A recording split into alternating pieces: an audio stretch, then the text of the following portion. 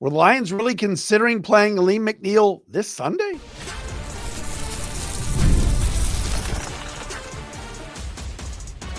You are Locked On Lions, your daily Detroit Lions podcast. Part of the Locked On Podcast Network, your team every day. What's good, everybody? Matt Derry with you on a Friday edition of Locked On Lions. Welcome in on the Locked On Podcast Network, your team every single day. Thanks for making us your first listen, and thank you for checking us out wherever you get your podcast. That includes, of course, on our Locked On Lions YouTube channel, Apple, Spotify, the Odyssey app. If you love podcasts, you love your Lions, we've been with you for 10 years. This is our 10th season hosting the show. We bring you great opinions daily, good guests, and of course, we'll be on with you Sunday following Lions and Bengals, 4:25 start on Fox as Detroit comes in, according to our friends at FanDuel, as a 10.5-point favorite. Locked On Lions today brought to you by Mazda. Like our players, we sweat every detail because when you make every move count, pulling off the unexpected is only the beginning. Stay tuned later for highlights in this week's Moving the Game Forward, Mazda, move and be moved. Got to shout out our everyday listeners that are out there. We love the everydayers. Our man Carl Cook, new to the podcast, loves his Lions from Sweetwater Sprinklers. Thank you, Carl. Carl takes great care of us at my house. And the Penafather family, Olivia, daughter of Kim. I met Kim today. Her daughter, Olivia, loves the Lions. Shouts to Olivia Penafather and the folks at Painting with a Twist, by the way, in Rochester Hills on Rochester Road. All right, coming up on the show today, all of a sudden, Dan Campbell says today, Alim McNeel, there's a 50-50 chance he's going to play. We're going to update you on that momentarily. Also, this point spread for Sunday is historic for the Lions. They haven't been double-digit favorites on the road like this since in 50 years. The Bengals are bad. We'll explain. And we'll also do a call of the day. If you want to be our call of the day, it is simple. Go to speakpipe.com/Dairy Podcast page, speakpipe.com/Dairy Podcast page. Leave us a voicemail. Keep it about a minute or so. Keep it clean. And we'll play the best call of the day on the show. We'll do a few next week. If you missed yesterday's show, the Thursday crossover, as we got you ready for Lions and Bengals, James Rapine, the host of Locked On Bengals, did a great job as he and I talked about everything that is Detroit and Cincinnati. David Montgomery returning back to his hometown. Ironically enough, Iowa State, where Montgomery played college ball, is playing at Cincinnati at noon on Saturday. You wonder if Demo is going to get there early and go to the game. And also the return of DJ Reader to Cincinnati as well, the former Bengal, of course, left Cincinnati in free agency, and they didn't want him, so there's got to be a little bit of a chip on his shoulder. He left and signed, of course, with the Lions. All right, so earlier today, I saw this, and I'm like, there's no way. There's no way Dan Campbell really said this. The Lions head coach at his Friday press conference today said there is a 50-50 chance that Alim McNeel is playing this Sunday. And I'm like, no way. He just came back from a torn ACL, right? And he has practiced for a couple days. I guess he's looked great. And Campbell said there was going to be a shot that McNeel could be back and play this soon. I didn't have him penciled into play until November 2nd against Minnesota. I just didn't. These torn ACLs take a while to heal. Guys need to take their time. Guys don't want to rush anything. And yet, Alim felt like he could come back to practice. They started his clock. He practiced this week. But it turns out the Lions are doing the right thing. Today, they announced later this afternoon that he is out for the game. They have designated Alim McNeel as out for Sunday. Number one, this is the right move by Detroit. Let me get this out of the way. Alim McNeel's playing next week. The Lions are going to be playing in Kansas City on Sunday Night Football under the lights. Travis Kelce, Taylor Swift, her new album's out today. There is no way Alim McNeel is now going to miss next week. He's going to play against the Chiefs. But for the Lions, for Campbell to kind of put that out there that he might be ready to go and play this week is unprecedented. Like, that's usually it takes guys at least a full calendar year. Alim McNeill got injured in December last year, tore his ACL. To come back in 10 months would have been quite astounding. Kudos to him, the Lions front office, the medical staff, everybody, rehab staff, everybody that got him ready. The fact that Dan Campbell at least said today there was a chance he was going to play is remarkable. But the Lions are doing the right thing. They're playing the Bengals this week. The Bengals are hideous. They're bad. And I know they're only 2-2. I know they got Jamar Chase and T. Higgins and Chase Brown and Trey Hendrickson.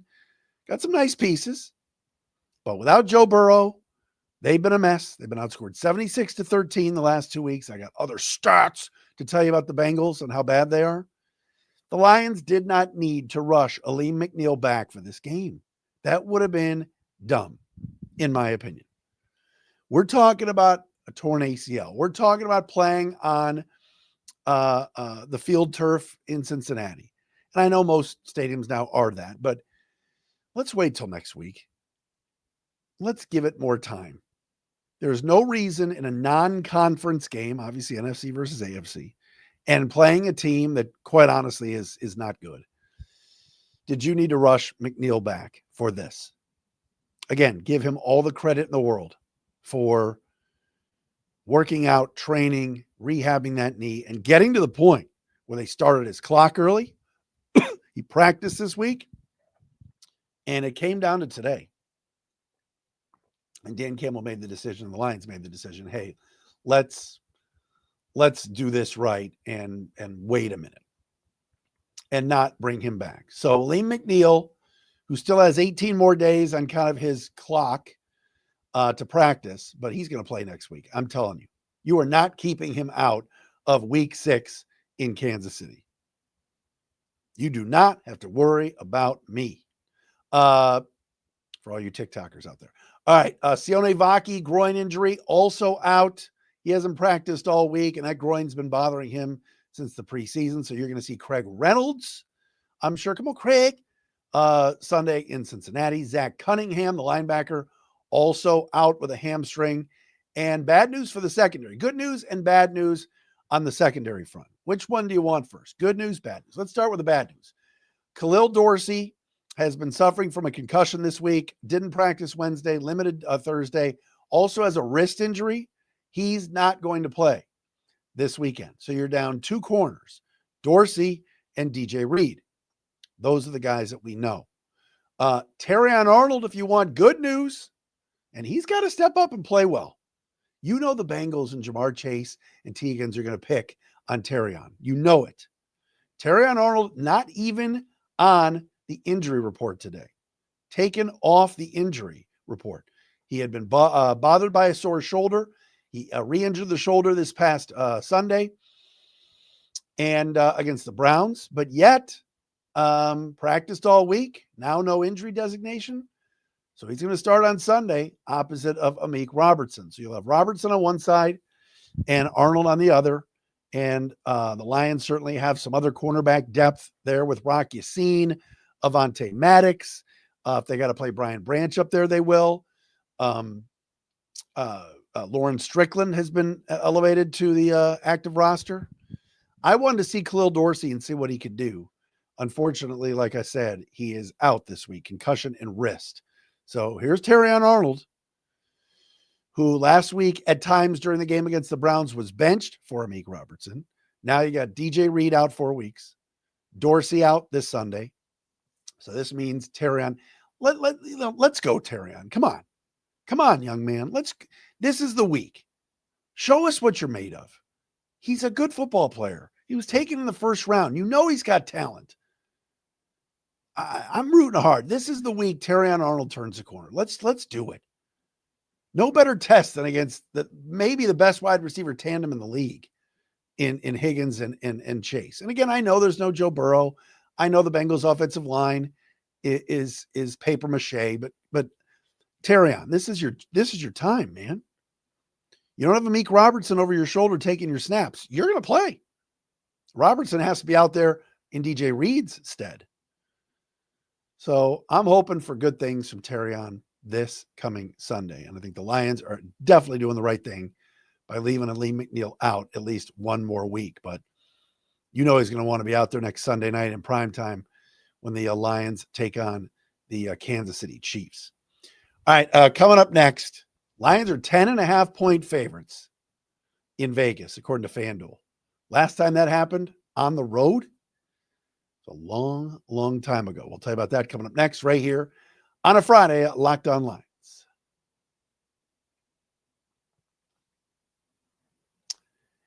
And the Locked On Lions today brought to you by our friends at Square. Yes, your favorite neighborhood spots run on Square. There are certain businesses that make the neighborhood the neighborhood. There are the places that become an extension of home, whether it's a sports bar dedicated to your team's fan base, the spot with the best wings in town for game day, or that beloved local chain that's been rooted in your community for years. These businesses are what bring people together, moving the community. When neighborhood businesses thrive, the whole neighborhood thrives as well.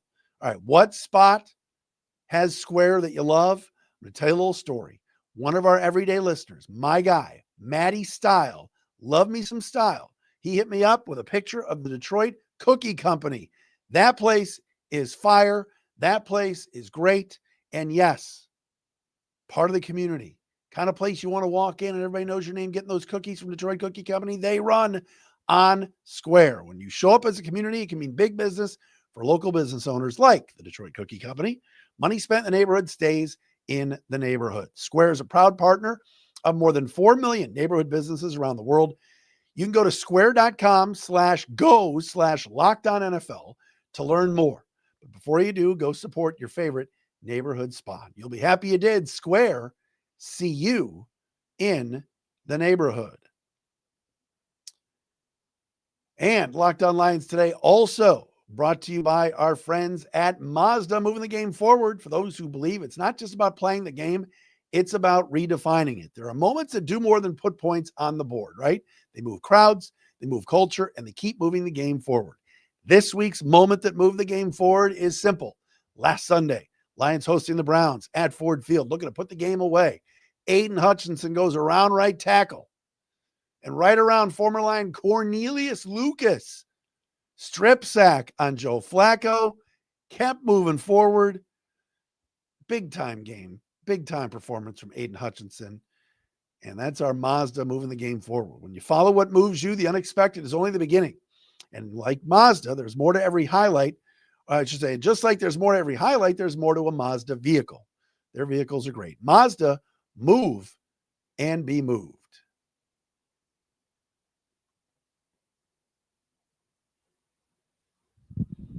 Thanks for checking us out wherever you get your podcasts, everybody. It's a Friday edition of Locked On Lions. Don't forget Locked On Lions Squad Show.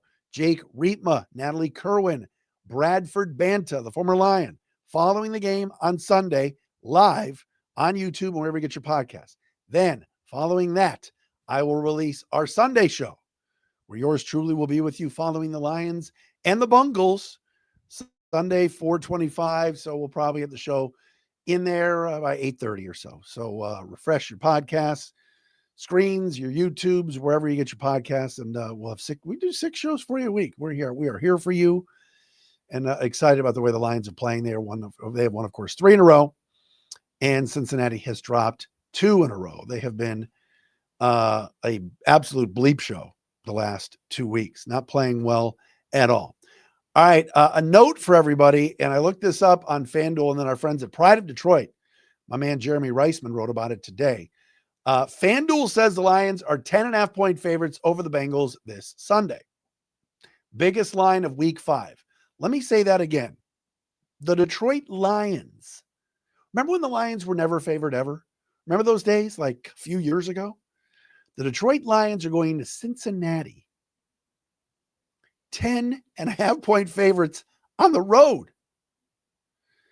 And according to StatHead, and this was in Pride of Detroit, the Lions have not been favored by this many points on the road since the year I was born, 1973, when the then 1-2-1 Lions were 10.5-point favorites in New Orleans against the 1-3 Saints. The Lions lost that game 20-13 as Archie Manning beat Greg Landry. Greatest Greg Landry story that I can remember was many, many years ago when I moved to Detroit, like around 1996. Art Regner was working at WDFN. Many of you remember Artie. Arthur J. Regner is one of my favorite people that I've ever worked with. And Art was talking about Greg Landry one time, and he made this comment. Art said, there's good news and bad news. The good news is the Lions have hired a new quarterbacks coach. The bad news is it's former Lions quarterback Greg Landry.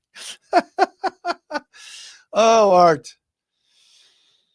In total, the Lions have been favored by 10.5 points or more 12 times in franchise history. Lions are 9-2-1 in those games, but they've only covered in 4 of those games. So think about it for a second, though. You're probably going, how are they 10.5 point favorites? The Bengals have some talent. Well, number 1, Joe Burrow's hurt. Number 2, Joe Burrow's hurt. Number 3, Joe Burrow's hurt.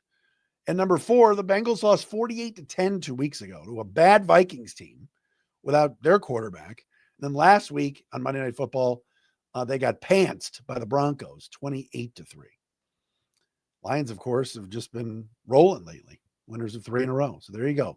10.5 point favorites on the road in Cincinnati. And I know this, I've heard from some of you Lions fans. Many of you are going down to Paycor Stadium there in Cincinnati. So get yourself some Cincinnati chili. Just don't get it from Gold Star or Skyline. That's not good. I'll try to be nice. Speaking of the Bengals and why they are so bad. All right. Let's talk about how historically low the Bengals are performing on the levels of offense right now. They are dead last in the NFL in total yards per game with just 205 a game. They are dead last in the NFL in rushing yards per game with 50. Jeez. I mentioned their offense, and this is again Jake Browning, not Joe Burrow. The offense has been held under 200 yards total in 3 of their 4 games.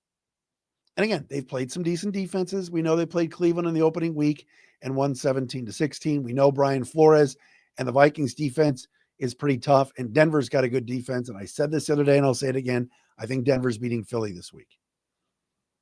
Run game is so bad that the Bengals are ranked dead last in the NFL in multiple rush game categories. And Zach Taylor is under fire in Cincinnati. There's a lot of angry Bengals fans right now because the Bengals just refuse to throw the ball down the field. They just don't do it. And despite the fact that they don't have Joe Burrow, and we know they've got Jamar Chase and T. Higgins, and they've got good tight ends, they just have not given Jake Browning enough time to throw.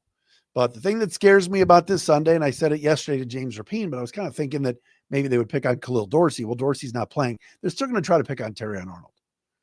All right. Jamar Chase is so due for a big play or two. And he showed his frustration Monday night in their loss to the Broncos, going to the sideline, having words with Zach Taylor, not screaming at him, but they were talking. I just see a scenario this weekend where the Bengals figure, you know what? We're 2-2. We're playing a backup quarterback. We got nothing. We're 10.5 point underdogs.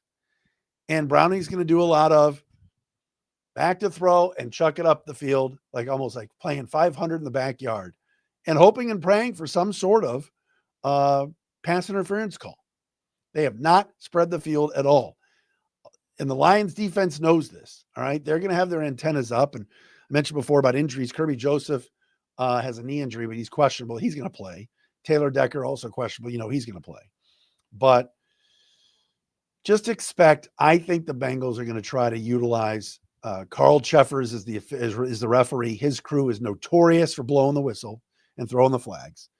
So maybe they just try to junk up this game and chuck the ball up in the air and hope for pass interference. It's a cheap way to do it, but the Bengals have not been able to move the football. So if you're Terrion Arnold, can't be too grabby and handsy. Play the ball, turn around, and just try not to get caught in the, some of the minutia of holding calls. But man, Chase and Higgins, if you look at their numbers, they are so due to explode. So is Chase Brown. So we shall see. All right, call of the day coming up next. Lions and Bengals coming up Sunday at a Fox game at 4:25, the national game. This was on paper at the start of the year, looked good. Wow, Joe Burrow versus Jared Goff and Cincinnati. People felt good about this year. Has not been the case the last 2 weeks. This is Locked On Lions. I'm Cody Rourke from Locked On Broncos, and this episode is brought to you by Peloton. Peloton is shaping the future of fitness with the brand new Peloton Cross-Training Tread Plus, powered by Peloton IQ. This is Peloton's most advanced equipment yet, giving you real-time guidance and endless ways to move, whether you're running, lifting, or you're cross-training with your favorite instructors like Alex Toussaint. It's training reimagined to make your workout more personal. Peloton is built for breakthroughs with features that help you plan, stay motivated, and hit peak performance. You can let yourself run, lift, flex, and go while Peloton handles all the rest. Plus, Peloton IQ provides real-time strength coaching, tracking your progress and suggesting weights that challenge you so you can get stronger. Plus, the new movement tracking camera, it counts your reps and corrects your form in real time, making sure every rep is safer and smarter. So let yourself run, lift, flex, push, and go. Explore the new Peloton Cross-Training Tread Plus at onepeloton.com. I'm Matt Derry back with you. It is a Friday edition of Locked On Lions. I nearly said Sunday edition. No, we're going to be with you on Sunday. Don't you worry. But if you missed anything this week, including James Rapine yesterday, for the crossover, James was not real confident in his Cincinnati Bengals. Just not good up front. And they're not getting – and look, they've got Trey Hendrickson, who led the league in sacks last year, but they have really struggled to get to the quarterback. And their first-round pick, Shamar Stewart, who many Lions fans wanted the Lions to draft, and a guy that they're expecting a lot of as a first-round pick, is out Sunday with an ankle injury. So no Shamar Stewart, their first-round pick, on Sunday against the Lions. And then there were a lot of rumors about the Lions looking to trade up in the first round, and maybe it was trying to get Shamar Stewart. He is not going to play this weekend against Detroit. So another key injury for Cincinnati. And Stewart now, I think this is his third game that he's missed this year. All right, time for our call of the day. Again, you want to be our call of the day. This is when our listeners, some of our everydayers, or just anybody that wants to chime in on the show can chime in on the show. And it is simple. If you want to be our call of the day, you go to www.speakpipe.com/Derry, DERY podcast page, and leave us a voicemail. And we're going out of state again out of state. It seems like all of our calls of the day are from out of state. Here's our man Scott chiming in. Hey, Matt. It's Scott from Austin, Texas. Grew up in Michigan, down here now for a while. I just wanted to check your heartbeat on fantasy football, and in particular, if you do fantasy football, how you approach fielding Detroit Lions players. I tend to avoid it to leverage my pain when we lose, but I'm curious what you say to that. Take care. All right, Scott, thank you very much. That's an interesting question, and it's one that I don't talk about a lot on the show, but I probably should address, and that is leveraging your pain. First of all, the Lions don't lose a lot, Scott. As you know, the Lions have been winning a lot of football games the last 3+ seasons. So, to sit here and go, yeah, you leverage your pain that you don't start. Scott was kind of negative there, but hey, I give Scott credit. He left the voicemail, and I'm going to answer his question. I don't stay away from Lions in fantasy because if I've got good players, and I had Jahmyr Gibbs last year, and I started him pretty much every week.